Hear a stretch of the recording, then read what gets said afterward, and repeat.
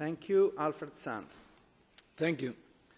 All of us here are in democratic politics, which means that the ultimate test of what we try to achieve happens when people vote in elections or referenda. The trust of what we have been saying here and elsewhere up to now is that we need more of the same, in application of SGP rules that we all subscribe to. No matter that much of what is being done on this basis is too complex for the ordinary citizen to be able to follow up, too abstract for him or her to comprehend. Understandably, you would prefer that we look at the half of the glass that is full, but voters are disagreeing with this. In terms of the ultimate political tests, results are very bad, and we are not facing short-term outcomes. Basically for reasons of economic underperformance. Over the past 12 months, among others, there was prolonged political stalemate in Spain. In other European countries, 2 prime ministers had to resign, and the president was forced to leave politics. The populists, if not the barbarians, are at the gates.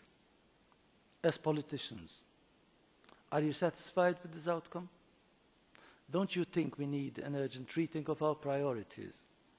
Don't you feel like you're guiding the Titanic into the ice field while using outdated, if sophisticated, instruments? Thank you.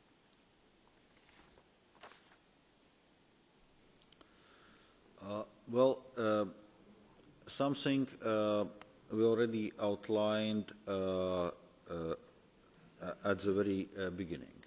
Indeed, we need to respond to the citizens' concerns, and what citizens expect is that all the macroeconomic figures we are discussing are reflecting into real improvement of their lives and their incomes.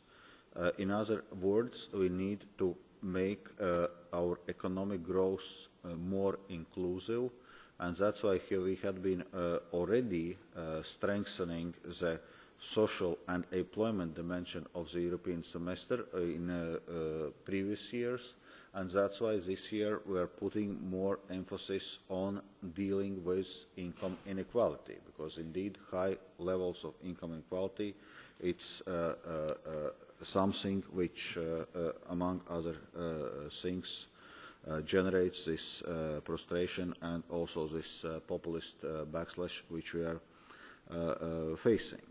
So I would say it's absolutely right. We need to respond to the concerns and come with the responses which can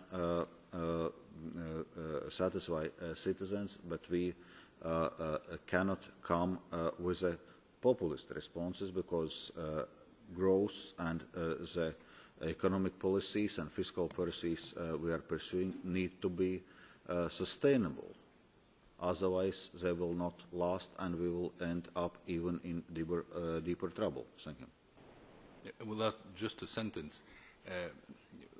We are a political commission. We're not a politicized commission, and this is a very political debate.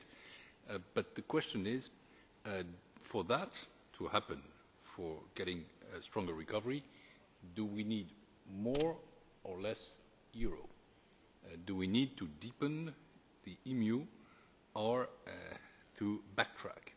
And the answer is that we need to deepen the EMU if we want to create convergence. And that's why we are going to reflect on that in the framework of a white paper that has to be delivered for the 60th anniversary of the Treaty of Rome. The problem is not that the Eurozone as such is creating recession, is that some instruments lack for the Eurozone to be capable of delivering stronger economic results. Indeed. So thank you very much.